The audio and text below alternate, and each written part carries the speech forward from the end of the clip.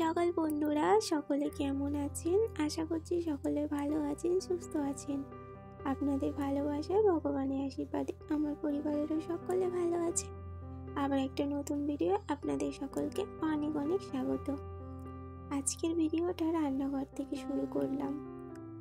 সকালবেলা উঠেছি অনেকটা আগেই, নিজেও একটুখানি চা খেয়ে নিয়েছি, ছেলেকেও খাইয়ে দিয়েছি।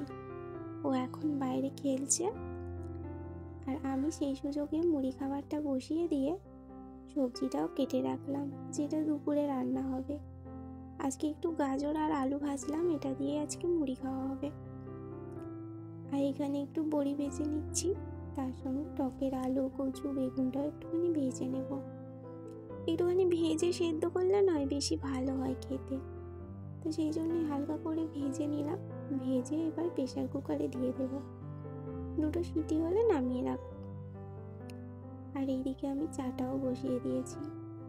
সবাই টিফিন করার পর একবার চা খায়, তো বাবা আর আমার হাজবেন্ড খেয়ে নিয়েছে, সেই জন্য চাটাও করে নিলাম, কারণ চা খেয়ে ওরা আবার কাজে লাগবে।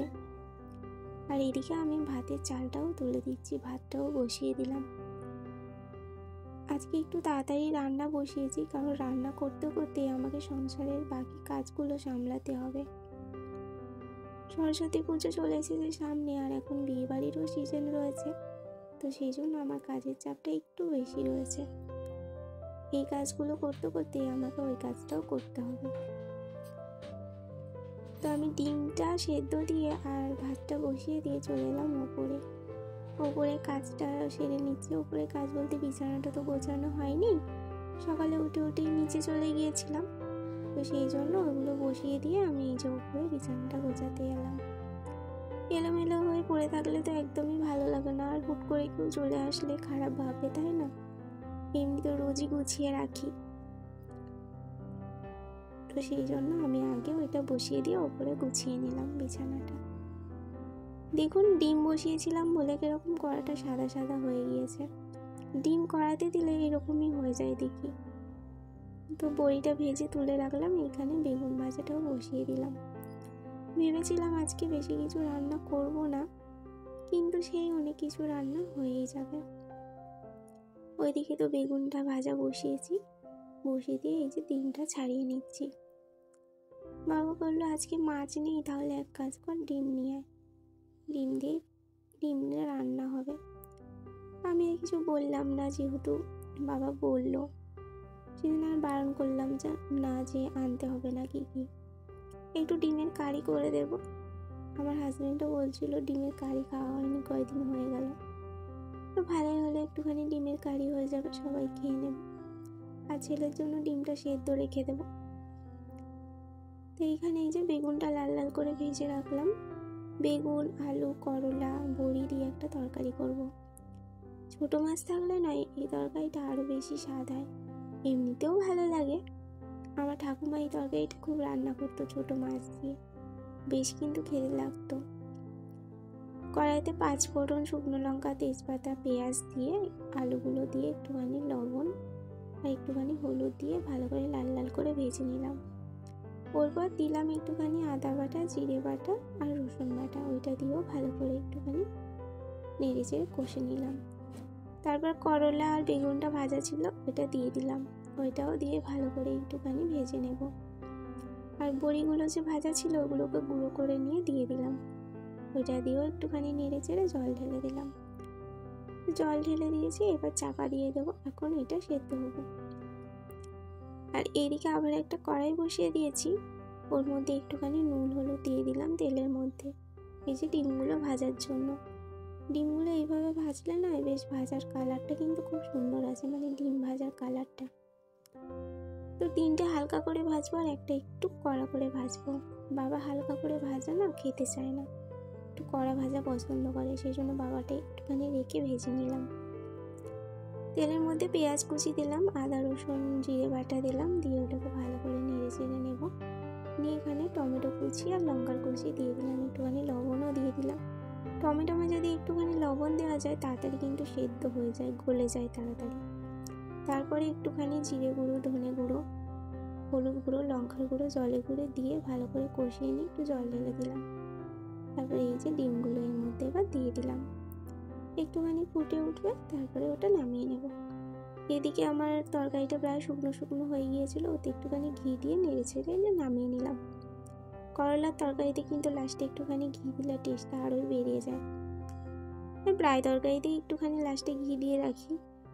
তো এইদিকে ডিমের কারিটাও আমার শুকনো শুকনো হয়ে গেছে, ওর মধ্যে একটুখানি ধনে পাতা দিয়ে দিলাম, এবার একটুখানি ঘিও দিয়ে দেবো। আমি কিন্তু মাংসতেও একটুখানি ঘি দিই, খেতে কিন্তু বেশ টেস্ট হয়। আলুর দমে, মাংসয়, সবজি ডালে এইগুলোতে ঘি দিলে না ভালোই হয়। ডিমের কারিটাও নামিয়েছি, ওইদিকে টকটাও বসিয়ে দিয়েছি, আর এইদিকে টকটা বসিয়ে দিয়ে পার্লারের ঘরটা ঝাড় দিয়ে দিচ্ছি। আর এই রান্না করতে করতে আমি 4 বার পার্লারের কাজও করেছি, সেটা আর আপনাদের সঙ্গে শেয়ার করা হয়নি। আসলে কে ক্যামেরার সামনে আসবে কি না আসবে কাউকে আমি সেই জন্য বলিও নি, তাড়াহুড়োর সময়। তো কাস্টমার ছেড়ে ওগুলো ওই ঘরটা ভালো করে ঝাড়টা দিয়ে স্নানও করে নিয়েছি। আর এদিকে রান্না করেছি দেখুন, টক, ডিমের কারি, আর করলা আলু বেগুনের তরকারি, বেগুন ভাজা, আর ছেলের জন্য ছিল একটু ডিম সেদ্ধ, একটুখানি খেয়েছিল আর খায়নি। এই যে আমি এখন জামা কাপড়গুলো গুছিয়ে রাখছি, এখন অনেকটাই সন্ধ্যা হয়ে গিয়েছে। এর মাঝে কাস্টমার ছিল, তো কাস্টমারগুলো ছেড়ে তারপরে এই যে এখন আমি দুপুরবেলা খাওয়া দাওয়া করে একটুখানি শুয়েছিলাম, তারপর কাস্টমার এসেছিলো। কাজ করার পর এখন সন্ধ্যাবেলা এই যে জামা কাপড়গুলো গুছিয়ে রাখছি। অনেকগুলো জামা কাপড় কাচা হয়েছিল সেইগুলো। আর এই যে ছেলে আর ওর বাবা এসেছিলো, তো দুজনে আমাকে ধাপ্পা দিচ্ছিল, ভাবছি কি আমি ভয় পেয়ে যাবো আমার ছেলের হাসি দেখে, আমি সেই জন্য আরোই হাসছিলাম। তো এই চাদরগুলো এখন লাগবে না, চাদর আর বালিশের কভারটা এখন তুলে দেবো। তো তারপরে চলে এসেছি নিচে। তো নিচে এসে এখন চা বসিয়ে দিয়েছি সবার জন্য। আজকে 5টা দেখতে পাচ্ছেন, কারণ কাকু এসেছে, কাকুও খাবে। আর আমার হাজব্যান্ড আবার বাজার থেকে সিঙ্গারা নিয়ে আসলো, আর ছেলে নিয়েছিল নিমকি আর বেড চপ, ও তো ওটা দেখাতেই দিল না, ও নিয়ে বসে পড়েছে। চা খেয়েছি, চা খেয়ে এখানে হয়েছে একটুখানি ফুলকপি পুর বানাচ্ছি। আজকে ফুলকপির পরোটা বানাবো।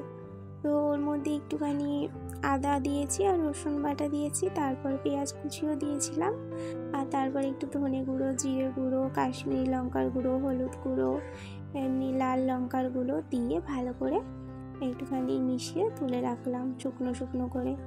আর একটুখানি তার সঙ্গে আলুর দমও বানাবো, কারণ পরোটার সঙ্গে নইলে কী দিয়ে বা খাবে, সেই জন্য আলুটাকে একটুখানি আগে সেদ্ধ করে নিয়েছিলাম ভাপ দিয়ে।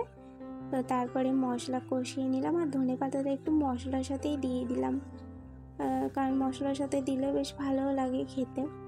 তো এইখানে আমার তরকারিটা ফুটে গেছে, এবার একটুখানি ঘি দিয়ে দিলাম।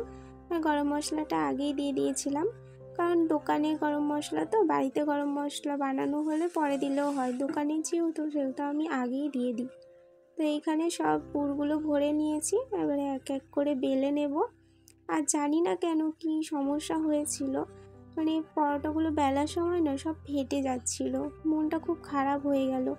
আমি এইভাবে কিন্তু পুর ভরে অনেক ধরনেরই পরোটা বানাই, যেমন পালং শাক, বাঁধাকপি, মূলো, ফুলকপি, সিজনে আমি বানাই, কলাইশুঁটি। আগের বছরও বানিয়েছি কিন্তু ফাটেনি, এবছর ফেটে গেছে, মনটা একটু খারাপ হয়ে গেল। না, কচুরিও করেছিলাম কিছুদিন আগে, ফাটেনি, কিন্তু এই যে ফুলকপিটা করার সময় ফেটে গিয়েছিল।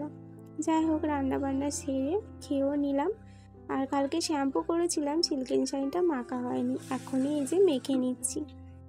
তো চলুন বন্ধুরা, আজকের ভিডিওটা এখানেই শেষ করছি। সবাই ভালো থাকবেন, সুস্থ থাকবেন, সাবধানে থাকবেন। আর আমার ভিডিওগুলো কেমন লাগছে অবশ্যই জানাবেন। টাটা।